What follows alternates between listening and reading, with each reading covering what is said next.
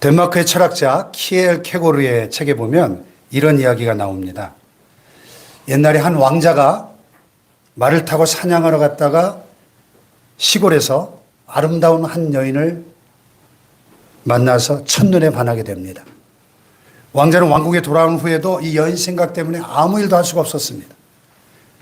왕자의 권세로 강제로 데려올 수도 있었지만 그건 사랑이 아니기 때문에 고민합니다. 어떻게 내 사랑의 진심을 알려줄 수 있을까? 신분의 차이가 있지만 그건 아무것도 아니고 내가 모든 문제를 책임지겠다는 것을 어떻게 알려줄 수 있지? 과연 그녀가 내 사랑을 받아들이고 또 나를 사랑할 수 있을까? 고민이 끊이질 않았습니다. 고민하다가 왕자가 결단을 합니다. 왕자의 옷을 벗어버리고 평민 옷으로 갈아입은 후에 시골 마을로 들어갑니다. 작은 방을 하나 얻어서 목수 생활을 합니다. 가난한 사람들과 어울리며 교제도 하고 일도 합니다. 그 마을의 풍습도 익힙니다. 그러다가 자연스럽게 그 여인과 만나 교제하고 마침내 진지하게 프로포즈를 합니다. 사랑을 고백하면서. 왕자가 자초지종을 쭉 밝히니까 이 여인이 큰 감동을 받고 왕자의 사랑을 받아들여 함께 왕궁에 들어간다는 이야기입니다. 이 이야기는 성육신의 신비, 성탄의 의미를 잘 설명해 주고 있습니다. 하나님의 아들 예수 그리스도께서 왜 굳이 인간이 되셔야만 했는지 그 이유를 잘 보여줍니다. 여러분, 이런 사랑을 가리켜 뭐라고 부르면 좋을까요? 눈높이 사랑. 예, 그렇습니다. 성탄은 한마디로 말하면 하나님의 눈높이 사랑입니다. 영원하신 하나님의 아들 예수님이 인간의 천한 모습으로 낮아지신 사건입니다. 하나님이 인간을 참 많이 사랑하시지만 인간들이 하나님을 볼 수도 없고 알 수도 없습니다. 그래서 그 사랑을 받아들이지를 못합니다. 하나님의 사랑을 받아들이지 못할 뿐만 아니라 하나님을 사랑할 줄도 모릅니다. 그래서 하나님이 답답한 나머지 직접 인간이 되셔서 이 세상에 찾아오신 겁니다. 이것이 바로 성탄의 신비, 성육신의 신비인 것입니다. 예수님의 생애는 사복음서에 잘 기록되어 있는데 특별히 이 성탄에 관한 기록은 마태, 마가, 요한복음 이 세 복음서에 각각 기록되어 있습니다. 마가복음에는 성탄에 관한 기록이 생략이 되어 있고 공생애로 바로 시작되죠. 그런데 마태복음과 누가복음에는 성탄이 역사적인 사건을 중심으로 기록되어 있는데 반면에 오늘 살펴보는 요한복음에는 성탄을 사건 중심으로 기록하지 않고 성탄의 신학적인 의미를, 심오한 의미를 설명해 주고 있습니다. 예수님은 본래 하나님이십니다. 사도 요한은 예수님을 가리켜서 로고스, 헬라어로 즉 말씀이라고 지칭하고 있습니다. 같이 읽어볼까요? 시작. 태초에 말씀이 계시니라. 이 말씀이 하나님과 함께 계셨으니 이 말씀은 곧 하나님이시니라. 아멘. 여기서 태초는 창세기 1장 1절의 태초와 좀 다릅니다. 우리말 성경의 태초, 영어 성경의 in the beginning, 번역상으로는 같은 단어를 썼지만 창세기의 태초는 우주 만물의 창조로 우주의 역사가 처음 시작되는 스타팅 포인트, 출발점을 가리키지만 본문의 이 태초는 우주 만물이 창조되기 이전에, 즉 영원 전을 의미하고 있는 거죠. 아멘. 아멘. 태초에 말씀이 계시니라. 태초에 하나님이 천지를 창조하시니라. 이것도 참 너무나 위대한 선언으로 성경이 시작되는데요. 요한복음의 시작도 태초에 말씀이 계시니라. 정말 위대한 선언입니다. 그래서 제가 헬라어 성경을 펴보니까 이렇게 돼 있어요. En arche en ho logos. 뭔 소리인지 모르겠죠? En arche, 태초에. En, 있었다. ho logos, 로고스가 있었다. 말씀이 있었다. In the beginning was the word. 영어 성경에는 과거 시제로 번역을 했습니다만은 원래 헬라어 문법적으로 보면은 헬라어의 현재 미완료 시제가 있어요. 이것은 말씀의 영원성을 의미하고 있습니다. 말씀의 영원성. 말씀, 즉 예수 그리스도는 과거, 현재, 미래라는 시간을 초월하여 영원히 살아계신 하나님이라는 뜻입니다. 아멘. 할렐루야. 아멘. 요한계시록에 보면은 반모섬에 유배되어 있던 사도 요한이 예수님을 만나는데 계시록 1장 8절에 보면 하나님께서 이렇게 말씀하시죠. 주 하나님이 이르시되 나는 알파와 오메가라. 이제도 있고 전에도 있었고 장차 올 자요 전능한 자라. 알파와 오메가는 요 강단 앞에 이게 알파와 오메가거든요. 헬라어의 알파벳 첫 자와 끝 자입니다. 처음과 끝이 되신, 시작과 끝이 되시는 영원하신 하나님. 할렐루야. 이제도 계시고 전에도 있었고 장차 올 자. Who is and who was and who is to come. 영원하신 하나님을 계시하고 있습니다. 여기에서 말씀이 하나님과 함께 계셨다. 여기서 하나님 아버지와 함께 계셨다는 뜻인데 말씀은 헬라어로 로고스, 지혜라는 뜻인데요. 지혜. 헬라 사람들이 가장 사랑하고 추구했던 그 위대한 철학자들이 추구했던 그 로고스, 최고의 지혜를 가리킵니다. 지혜, 그러면 믿음, 소망, 기쁨, 사랑 이런 단어처럼 추상명사지 않습니까? 근데 여기서 로고스는 특별한 인격체로서의 지혜를 가리킵니다. 잠언 8장 22절 이하에 보면 이 인격체로서의 지혜가 1인칭 의인화돼서 내가 우주 만물을 창조했다고 잠언에 나타나 있습니다. 한번 읽어볼게요. 여호와께서 그 조화의 시작 곧 태초에 일하시기 전에 나를 가지셨으며 만세전부터 태초부터 땅이 생기기 전부터 내가 세움을 받았나니 아직 바다가 생기지 아니하였고 큰 샘들이 있기 전에 내가 이미 났으며 산이 세워지기 전에 언덕이 생기기 전에 내가 이미 났으니 하나님이 아직 땅도 들도 세상 진토의 근원도 짓지 아니하셨을 때라.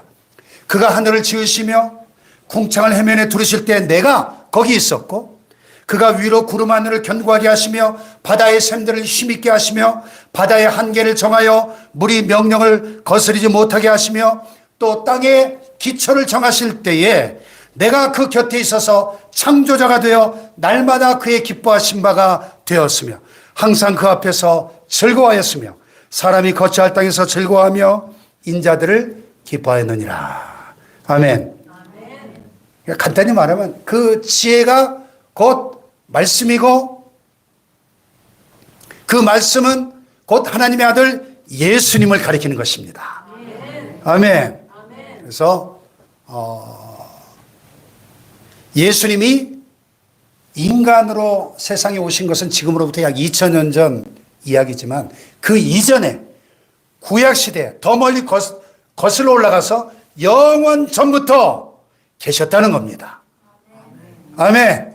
이것을 가리켜 신학에서는 좀 어려운 말로 그리스도의 선제성 이렇게 표현합니다. The pre-existence of Christ. 그리스도의 선제성. 그러니까 예수님은 하나님의 아들로서 창조 이전부터 영원 전부터 계셨고 또한 인간으로 오신 성탄 이전 구약시대에도 계셨다. 그런 뜻입니다. 아멘.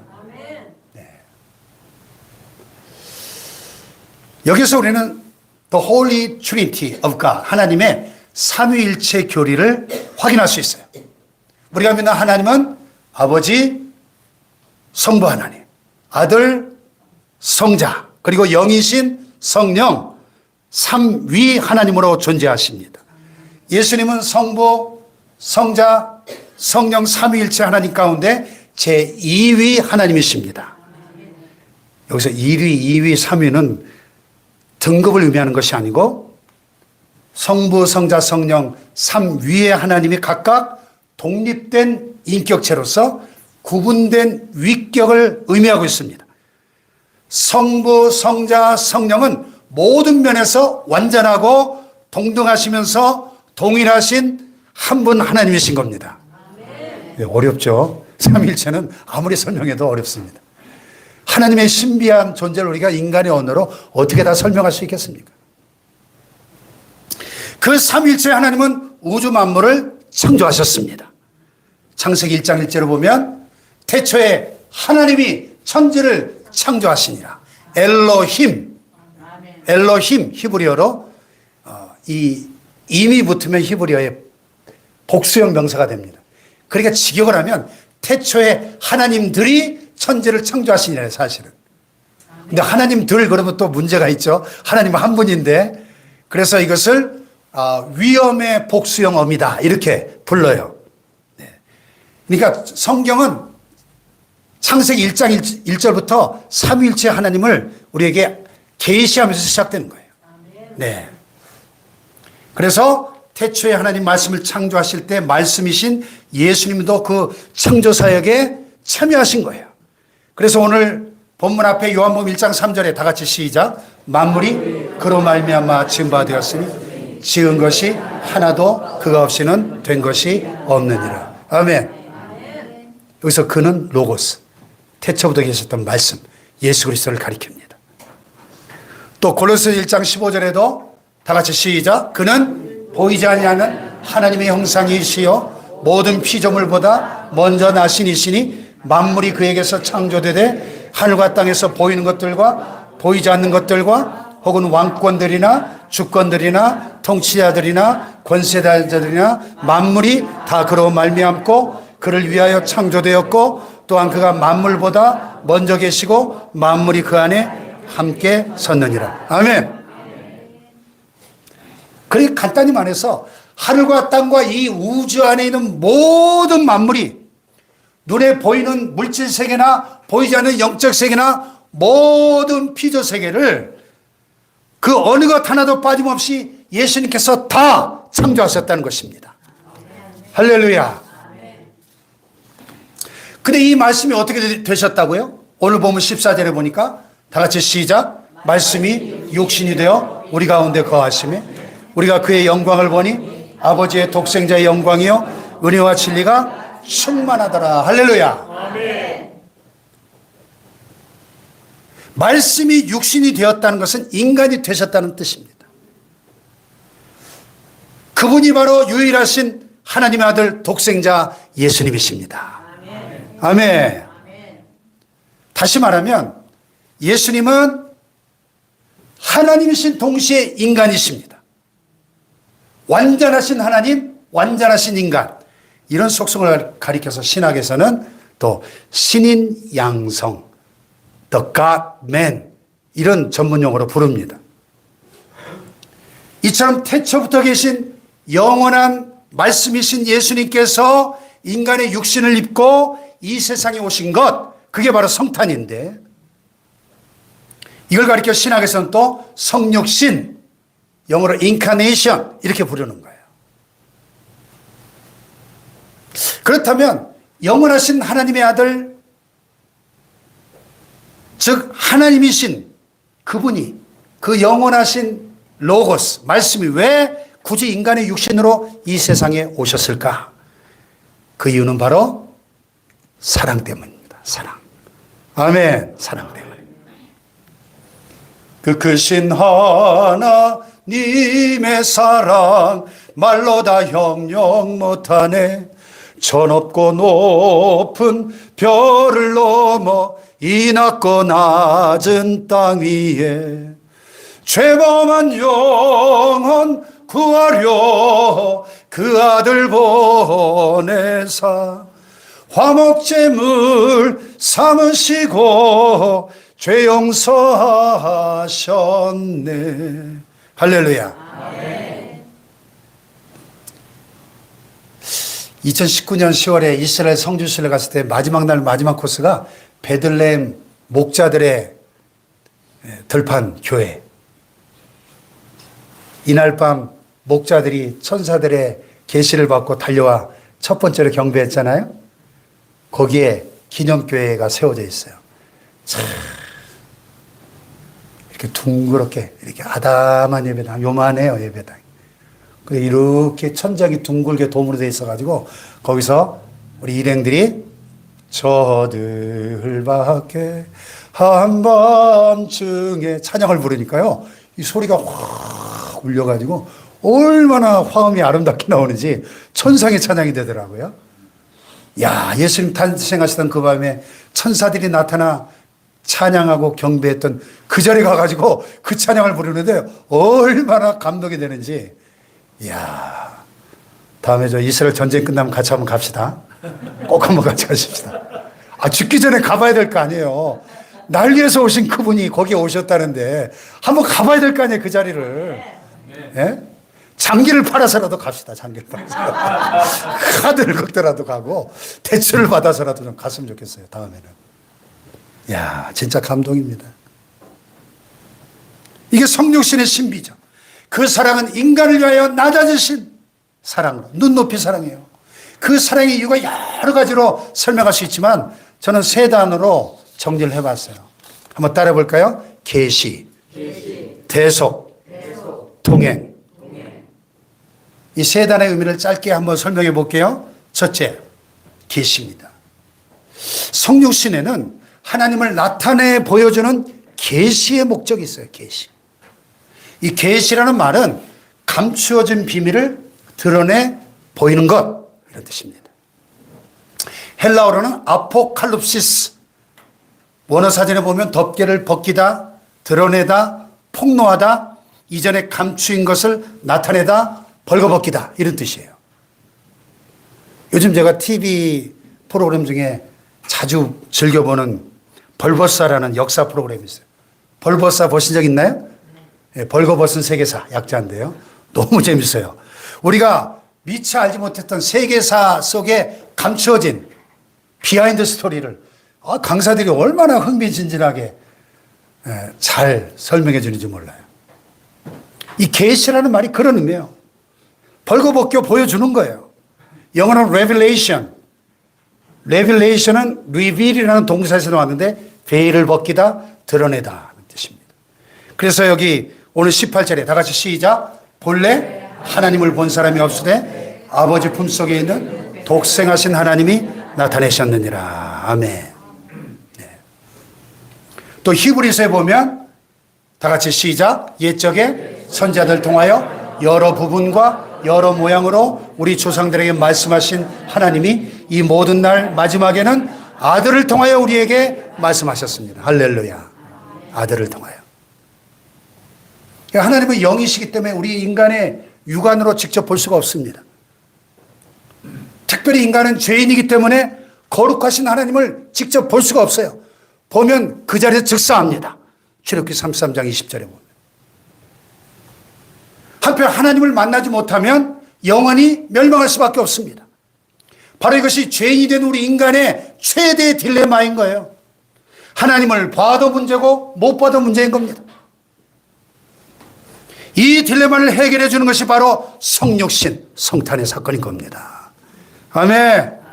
하나님 아버지 품속에 계시던 독생성자, 유일하신 외아들 하나님이 인간으로 나타나신 것입니다. 아멘. 예수님께서 이런 사실을 친히 잘 설명해 주셨죠.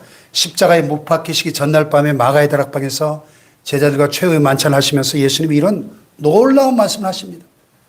예수께서 이르시되 내가 곧 길이요 진리요 생명이니 나로 말미암지 않고는 아버지께로 올 자가 없느니라.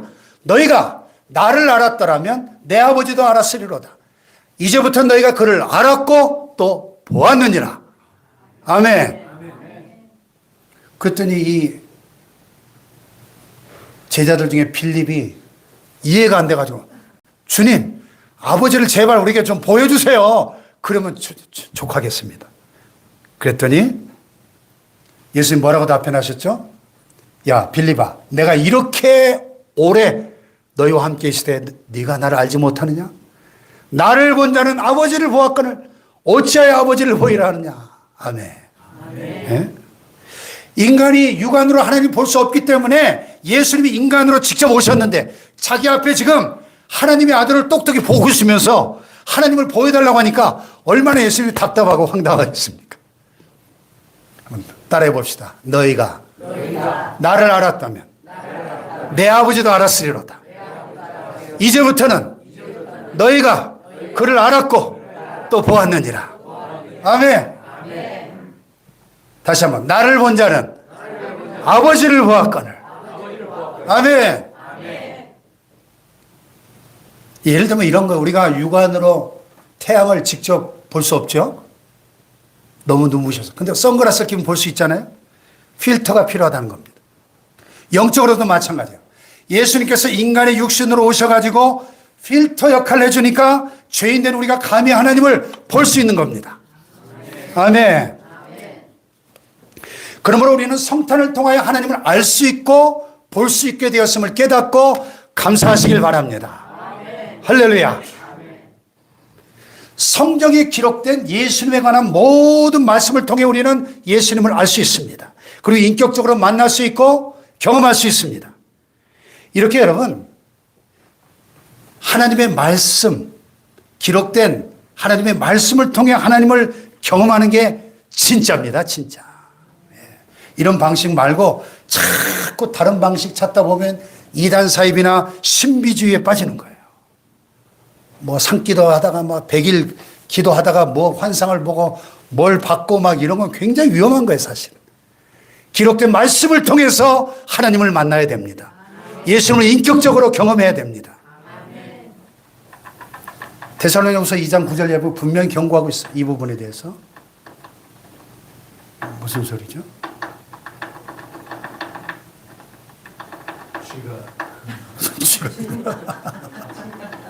지도 은혜 받으려고 하나 봐요.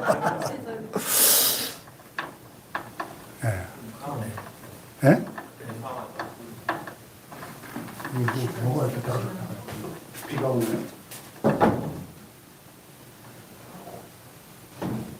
비가 안 오네. 쥐가 있나 보네.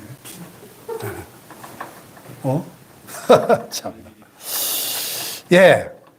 악한 자의 나타남은 사탄의 활동을 따라 모든 능력과 표적과 거짓 기적과 불의의 모든 속임으로 멸망하는 자들에게 있으리니.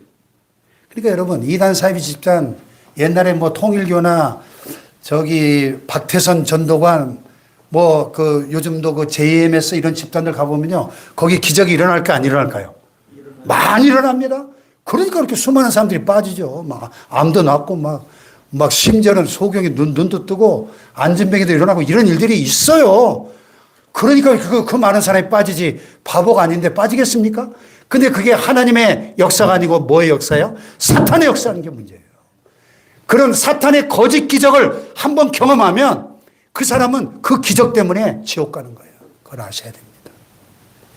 기록된 말씀을 통해서 예수님을 인격적으로 만나시기를 축복합니다.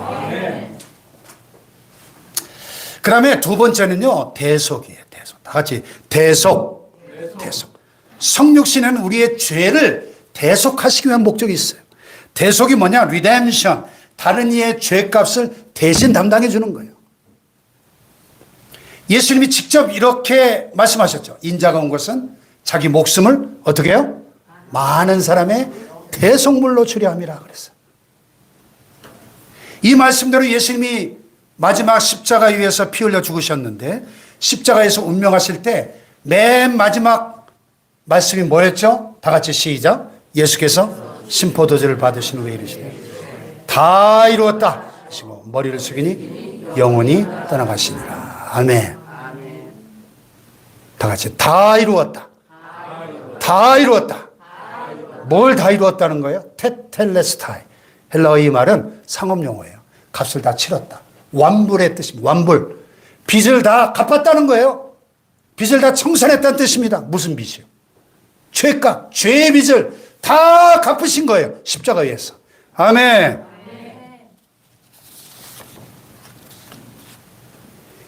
아담인의 모든 인간들의 죄값을 다 지불하신 겁니다. 율법을 따라 거의 모든 물건이 피로써 정결하게 되나니 피 흘림이 없은즉 사함이 없느니라. 히브리서의 말씀대로 오직 피 흘림으로서만 속죄할 수 있기 때문에 예수님이 십자가에 못 박혀 피 흘려 죽으신 줄 믿습니다. 그런데요, 여기서 다른 사람의 죄를 대속하려면 두 가지 조건이 충족돼야 돼요. 첫째는 죄를 사하는 권세는 누구에게만 있죠? 하나님에게 있으니까. 죄를 사는 권세가 있어야 되니까 하나님이어야 돼요. 하나님. 두 번째는 피를 흘려야 되니까 인간이 돼야 됩니다. 육신을 가진 인간. 근데 여기서 한 가지 또 중요한 건 자신의 죄가 없어야 돼요. 아니, 자기도 죄인데 누구의 죄를 대신 대속할 수 있겠습니까? 자, 하나님의 아들이 동정녀의 몸을 통하여 성령으로 잉태되신 이유가 바로 여기에 있는 거예요. 이 보통의 남녀 사이에서 태어나는 인간들은 죄의 오염을 피할 수 없습니다. 우리 조상 아담으로부터 유전된 원죄의 DNA를 가지고 태어납니다. 그러니까 모두 다 죄인인 거예요. 근데 이 비밀을 모르는 사람들이 아니 무슨 처녀가 아이를 어떻게 낳아? 의심하고 조롱합니다. AI 보고 수태고지 장면을 한번 그려봐 그랬더니 이렇게 그려줬어요. 너무 놀랍지 않나요, 여러분? 제 60평생 처음 보는 그림입니다. 이 지구상에 딱 하나 있는 그림이에요. 저작권이 누구에게 있어요? 저한테 있어요. 제가 그렸으니까. 이야, 어젯밤에 이거 밤 12시에 그리면서 놀랐어요, 진짜. 놀라운 시대를 살고 있습니다. 여기 불 좀 꺼봐요. 잘 보여. 여기요. 이야, 놀랍지 않나요? 영감이 넘치고. 마리아가 천사에게 말해, 나는 남자를 알지 못하는데. 이 지식적인 알림이 아니라 잠자리 한 적이 없다는 거예요. 근데 어떻게 내가 아이를 낳습니까? 천사가 뭐라고 대답합니까? 성령이 내게 임하시고 지극히 높으신 이의 능력이 너를 덮으시리니 이러므로 나실 바 거룩한 이는 하나님의 아들이라 일컬어지리라. 대저 하나님의 모든 말씀은 능치 못하심이 없느니라. 할렐루야. 아멘. For with God nothing shall be impossible. 전능하신 하나님에게 불가능이 없으신 겁니다. 할렐루야. 그런데요, 더 중요한 것은 십자가의 죽으심이 대속임을 증명해 주는 사건. 인류 최대의 기적이 뭐예요? 부활입니다. 부활. 예수님께서 십자가에 피 흘려 죽으셨다가 사흘 만에 부활하셨습니다. 만약에 부활이 없었다면 대속을 증명할 길이 없어요. 왜냐하면 그 당시 십자가에 못 박혀 죽은 사람이 수두룩했으니까요. 여러분 스파르타커스라는 영화를 보시면요, 스파르타커스가 노예들을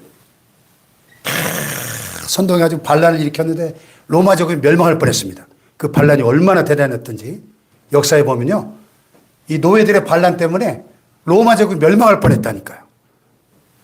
전부 검투사들 출신이니까 얼마나 싸움을 잘하겠어요. 이 스파르타커스가 검투사 중에 짱이었거든요. 그 반란 일으켰는데 결국 진압이 되죠. 그리고 6천 명의 노예들이 십자가에 처형돼 죽습니다. 6천 명. 그런데 그 6천 명이 십자가에 못 박혀 죽었어도 그들의 죽음이 우리의 죄 문제를 해결해 못해요. 아무 상관없잖아요, 우리하고. 아니 6천만 명이 십자가에 못 박혀 죽어도 우리의 죄를 대속할 수 없는 겁니다. 오직 죄 없으신 하나님의 아들 예수님만이 미리 대속을 말씀하셨고 또 부활하심으로 명명백백하게 그 대속을 증명하신 거예요. 아멘. 하나님의 아들이심을 명백히 증거하신 겁니다. 로마서 1장 4절 시작.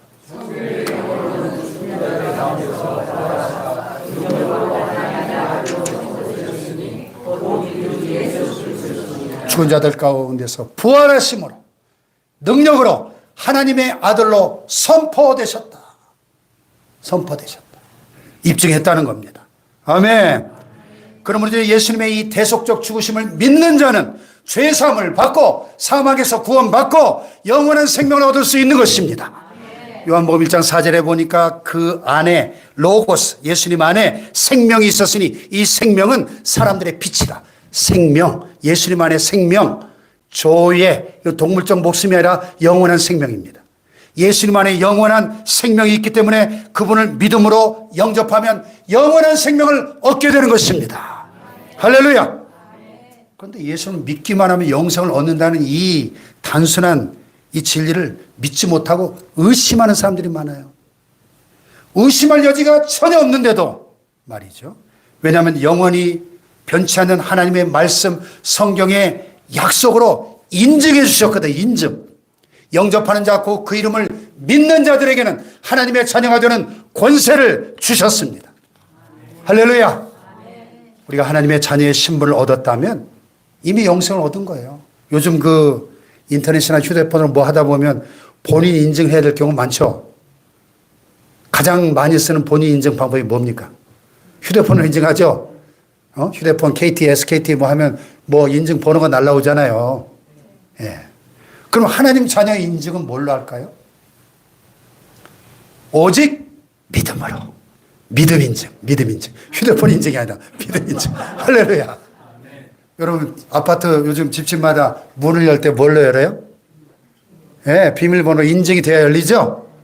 뭐 요즘 뭐 지문으로도 인식하고, 뭐 더 첨단은 뭐 얼굴로도 인식하고, 얼굴만 딱 갖다 대면 찌르륵 하고 열리고, 네. 근데 세월이 가면 지문도 지워지고, 어떨 때는 이 비밀번호 생각 안 나가지고 헤맬 때 몇 번 있었죠? 그 치매기가 발동될 때, 비밀번호 몇 번이었더라? 생각 안 날 때 있잖아요. 이 불확실한 거예요. 그런데 믿음은 성령으로 예수님을 우리가 영접할 때 성령으로 하나님이 우리 눈에 보이지 않지만 하나님의 자녀로 인쳐주신다 그래요. 인쳐주셔. 우리 영혼 속에 하나님의 자녀로 인쳐주셔요. 할렐루야. 잃어버릴 염려가 없어요. 물론 하나님의 영으로 인도함을 받는 그들은 곧 하나님의 자녀라고 로마서 8장이 말씀합니다. 성령이 우리의 삶을 인도하고 계십니까? 하나님의 인도하심을 경험해 보셨죠? 여러분이 하나님의 자녀라는 인증이에요. 인증. 할렐루야. 그러므로 믿음만 있으면 자동으로 인식됩니다. 우리가 이제 이 땅의 삶을 마치고 천국문 앞에 섰을 때 오직 믿음으로 천국문이 자동으로 열릴 것을 믿으시기 바랍니다. 마지막 세 번째. 동행이에요. 동행. 성육신의 첫 번째 목적은 뭐라고요? 하나님을 계시하게 한 거. 보여주기 위한 거. 두 번째는 우리의 죄를 대속하게 한 것이고. 세 번째는 우리와 동행하시게 한 거예요. 동행.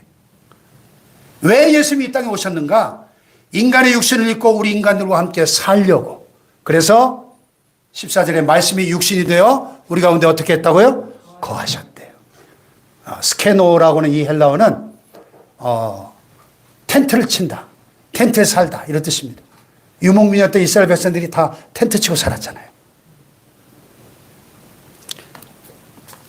그래서 예수님의 별명이 하나 있으니 히브리어로 뭐예요? 임마누엘. 임마누엘. 이사야 7장 14절에 이사야가 예언했던 말씀이 성취됐죠. 다 같이 시작. 보라, 처녀가 잉태하여 아들을 낳을 것이요 그의 이름을 임마누엘이라 하리라. 예수님 오시기 700년 전에 이사야가 예언했어요. 임마누엘. 동정녀 마리아가 아이를 임신했다고 하니까 그와 약혼했던 요셉이 당황하고 고민에 빠지죠.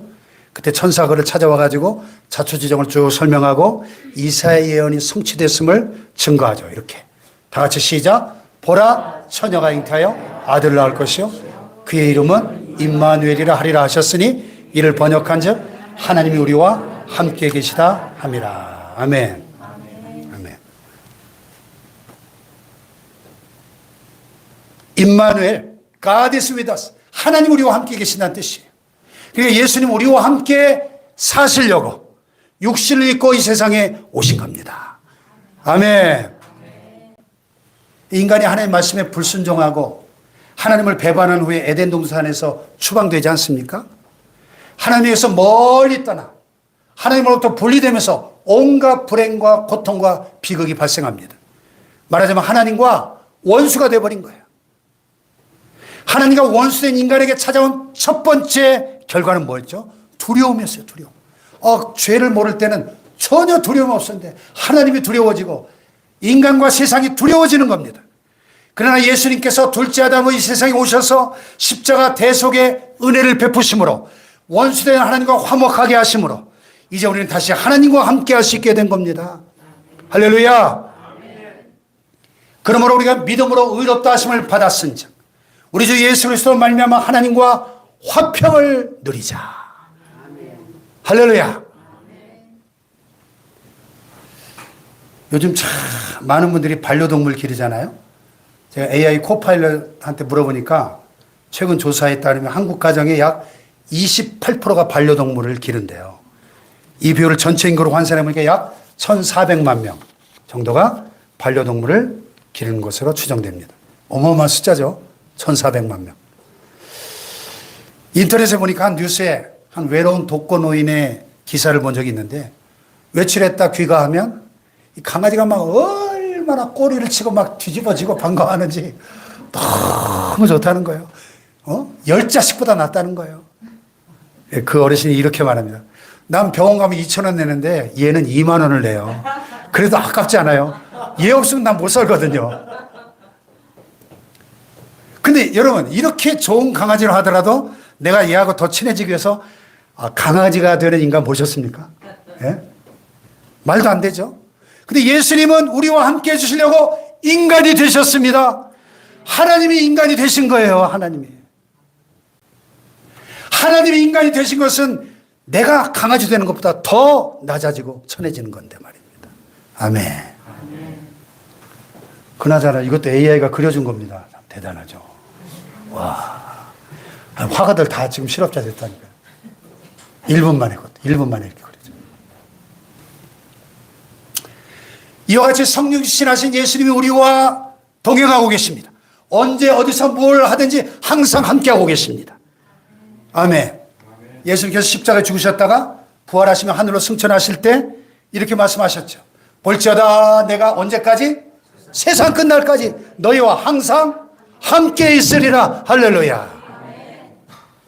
예수님 부활하신 몸으로 그 부활하신 몸은 천국으로 떠나가셨지만 그 대신 보혜사 성령을 보내주심으로 지금 이 시간 성령으로 우리와 함께하고 계심을 믿습니다. 그래서 우리가 예수를 영접하면 보혜사 성령을 통하여 우리의 영혼에 사랑과 기쁨과 감사와 평안과 행복이 막 용기가 담대함이 막 폭포수처럼 쏟아지는 겁니다. 할렐루야. 그래서 요한복음 14장 27절에 주님이 친히 약속하셨죠. 다 같이 시작.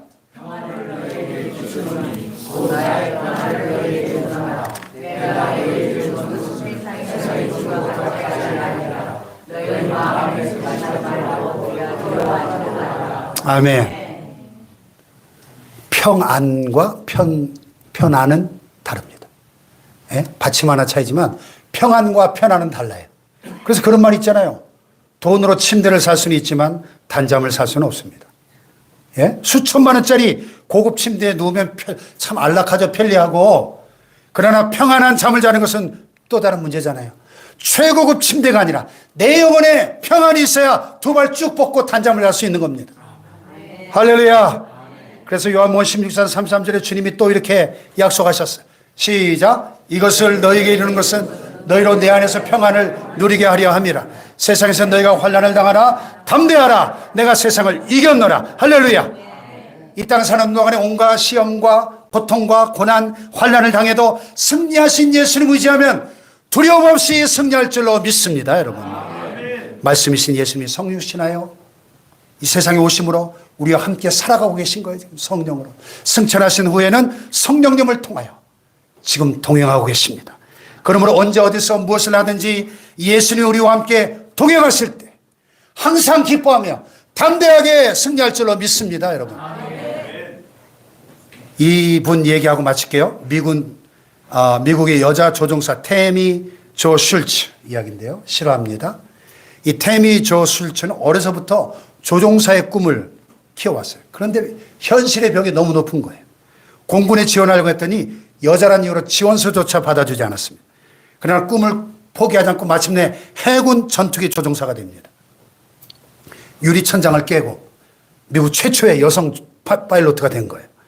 제대 후에는 민간 항공기 조종사로 일하게 됐는데 2018년도에 놀라운 일이 벌어집니다. 사우스웨스트 항공사 소속 747 항공기에 147명의 승객을 태우고 뉴욕 공항에서 달라스로 출발했습니다.